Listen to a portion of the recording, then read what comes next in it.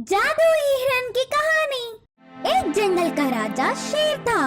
वह बहुत भला था। उस जंगल के बाकी जानवरों से बहुत प्यार करता था। इससे सब मिलजुल कर रहते थे। एक दिन महाराज शेर जंगल में घूम रहा था। तब एक हिरन सामने आकर डर के भाग रहा था। शेर ने भी उस हिरन के पीछे पड़ा और रोक लिया। कौन हो तुम? इधर क्यों आए? वो महाराज, मैं अब तक दूसरी जगह पर रहती थी। कल ही घूम के इधर आ गई। इधर मेरा कोई नहीं, इसीलिए तड़प तड़प के जी रही हूँ। आपको देखते ही कहीं आपका आहार न बन जाओ करके डर के भाग रही थी। मुझे कुछ मत करो, मुझे छोड़ दो। यह बातें सुनकर शेर हंसकर कहा, डरो मत, मैं कुछ नहीं करूँगा। इस जंगल में चाहे वो बड़ा जानवर हो या छोटा, सब एक समान है, एक दूसरे का शिकार नहीं करते। यह बात न जानते हुए मुझे देख डर से भाग पड़ी। बाकी सारे जानवरों को बुलाकर सबको उस हिरन से परिचय किया। सब हिरन से तुरंत घुल मिल गए। मैं कितनी सौभाग्य वाली हूँ, मुझे ऐसे मित्र मिलने से बहुत खुशी हुई। मेरे लोगों से दूर आने से अब कोई गम नहीं, बोल के खूब खुशी हुई। तब से बाकी सारे जानवरों से हंसी खुशी रहने लगी। ऐसे कुछ दिन बीत गए। एक रात खरगोश गायब हो गया।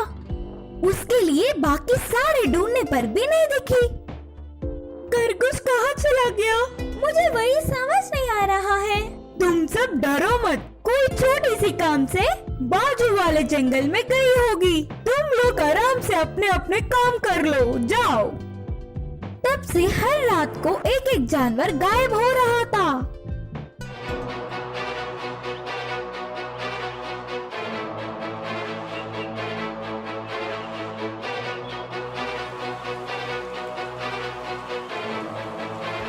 हमारे जंगल में कोई दुष्ट शक्ति ने प्रवेश किया। रात को कोई भी बाहर मत आना, अपने अपने स्थानों में ही सुरक्षित रहिए। शेर ने चेतावनी दी। फिर भी बुद्धिमान बंदर तो उस पूरी रात जाके वो कौन है पता लगाने के लिए पेड़ पर ही बैठ के रखवाली किया। कुछ देर बाद उस जंगल में नई आई हुई हिरन अकेला ही घूम रहा था। यह देख बंदर उसके पीछे धीरे से गया। वो हिरन ने एक सियार को बहलाकर नदी के पास के उसके स्थान पर ले आया। फिर भूत की तरह रूप बदल के उस सियार को खा गया।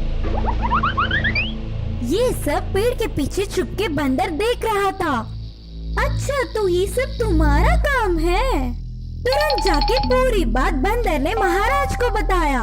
हमारे मित्रों को गायब करने वाली जादुई हिरन है, उसको अच्छे से सबक देंगे। इसके लिए हमारा बल काफी नहीं होगा। सब मिलके हमारे वन देवी से प्रार्थना करते हैं। अगले सुबह ही सारे जानवर जाके उनकी परेशानी वन देवी को कहा। वन देवी ने शक्ति के रूप में शेर में प्रवेश किया।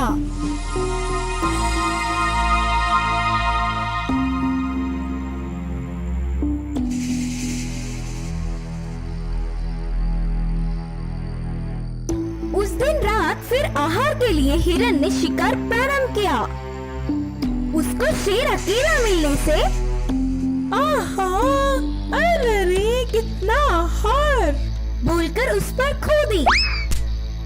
दैव शक्ति से शेर ने उसके पंजे लड़ाकर उस जादुई हिरन को मार दिया।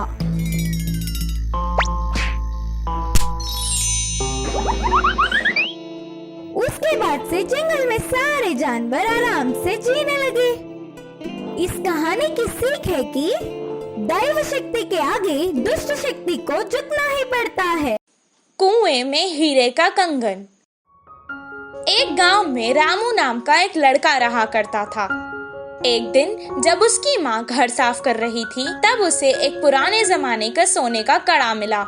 वो उसे अपने हाथ में लेकर कहने लगा, माँ, मुझे ये कड़ा एक दिन के लिए पहनने को दो ना।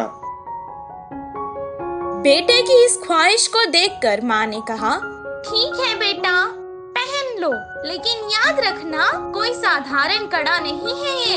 ये तो सोने का कड़ा है। आज इसे पहन लो और कल तुम्हारे पिता को बिना बताए हम इसे वापस अलमारी में रख देंगे। जैसे ही इसकी माँ ने कहा, वो तुरंत कड़े को पहन के सारा गांव घूमने लगा। रात में भी उसने उस कड़े को खुद से दूर नहीं किया और अपने पास ही रखकर सुकून से सो गया। उस रात उसके गांव में चोर घुस आए और जिसके घर से उन्हें जो कुछ मिलता था, जैसे पैसे, जेवर, सोना, सब उठाकर ले जाते थे। सुबह जब उसके गांव वालों को पता चला कि उनकी सभी मूल्य चीजें चोरी हो चुकी हैं, वो सब शोर मचाने लगे। कितना ढूंढने पर भी चोर का पता नहीं चला। रामू की वजह से उसके पुरखों का सोने का कड़ा चोरी हो चुका था। ये सुनकर उसके पिताजी को बहुत गुस्सा आया और वो डांटने और मारने लगे। कुछ देर बाद उसने कहा, वो कोई खिलौना नहीं था जो तुमने खो दिया, वो मेरे पुरखों की निशानी थी। अब दोबारा मुझे अपनी सूरत नहीं दिखाना, निकल जाओ यहाँ से। बेटे को कड़ा देने के लिए वो अब अपनी पत्नी को भी डांटने लगा। वहीं रामू अपने पिता से मार खाकर बहुत दुखी होकर घर से रोते रोते निकल गया। पास के बगीचे में जाकर एक बड़े पेड़ के नीचे रोता हुआ वो बैठ गया। वहीं पेड़ के नीचे जो चोर ने उसका कड़ा चुराया था, वो चोरी किया हुआ सामान वहां बंटवारा कर रहे थे। वो दोनों चोर जोर जोर से बात कर रहे थे। ये सुनकर रामू को पता चल गया कि वो वही चोर है। वो धीरे से वहां से उठा और कुएं के पास जाकर कुएं में देखकर रोने लगा और कहने लगा कि उसके हीरों का कड़ा कुएं में गिर गया है। उसके रोने की आवाज सुनकर चोर उसके पास आए और रामू से पूछने लगे कि वो क्यों रो रहा है। रामू ने जवाब दिया, मेरे दादा बहुत बड़े पंडित थे और उन्होंने एक जमींदार के पास पूजा की थी, तो उन्होंने उन्हें तोहफे में एक हीरो से भरा हुआ सोने का कड़ा दिया था। वो कड़ा मैं मेरे घर वालों को बिना बताए पहनकर आ गया था और यहाँ आकर खेल रहा था और अचानक मेरे हाथ से वो कड़ा फिसल कर गिर गया था। जब मैं उस कड़े को हाथ लगाता था तब भी वो मुझे डांटते थे और अगर मैं उन्हें बताऊंगा कि मेरे हाथ से वो कुएं में गिर गया तो वो मुझे मार देंगे। हीरो का कड़ा कुएं में है सुनकर ही वो दोनों लड़ने लगे कि कौन कुएं में जाकर कड़ा लाएगा। दोनों अपने हाथ में रखे सामान को जमीन पर रखकर एक साथ कुएं में कूद गए।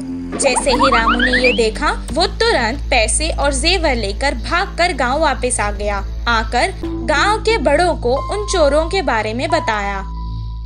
तब सब गांव वाले कुएं के पास आए और उन दोनों चोरों को पकड़कर मारा और उन्हें बहुत अच्छा सबक सिखाया।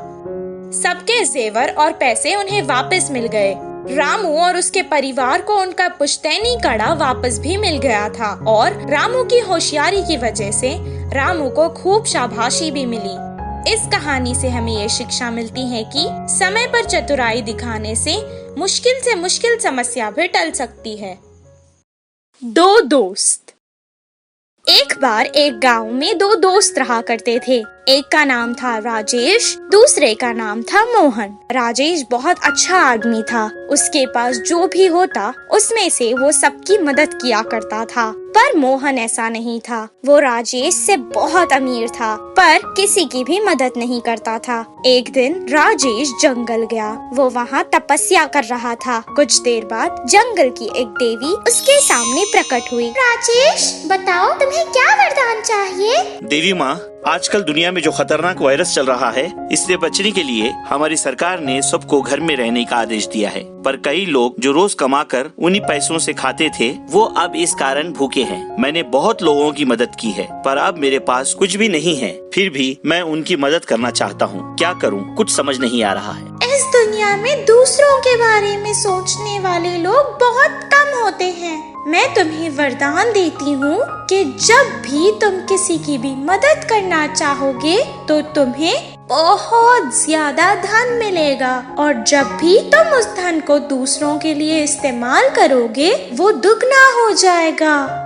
वो वापस घर आ गया और अब उस धन से और भी ज्यादा लोगों की मदद करने लगा। गांव में उसका बहुत अच्छा नाम बन गया। जब मोहन को उस देवी के वरदान के बारे में पता चला तो वो भी जंगल जाकर कठोर तपस्या करने लगा। तभी अचानक उस जंगल की देवी प्रकट हुई। वरदान मांगने को कहा। मुझे किसी भी मृत शरीर को हाथ लगाते ही उसे जीवित कर देने का वरदान दो। ठीक है, आज से तुम किसी भी मृत्यु शरीर को हाथ लगाओगे तो वो जीवित हो जाएगा। वरदान देकर देवी गायब हो गई। वरदान पाकर मोहन खुशी खुशी घर वापस जा रहा था। तब उसे अपनी शक्ति को प्रयोग करने का ख्याल आया। उसने यहाँ वहाँ नजर घुमाई और उसे एक शेर का मृत्यु शरीर दिखाई दिया। तब वो बिना सोची समझे उसे जीवित करने के लिए उसे हाथ लगाने लगा। जैसे ही उसने शेर को छुआ, वो शेर जीवित हो गया और उसने जोर से दहाड़कर उस पर हमला कर दिया। वरदान तो मिल गया, पर उसे ठीक तरीके से इस्तेमाल करना उसे नहीं आया। अपनी ही बेवकूफी से उसने अपनी जान गंवा दी। इस कहानी से हमें ये शिक्षा मिलती है कि हमेशा सोच समझ कर काम करना चाहिए।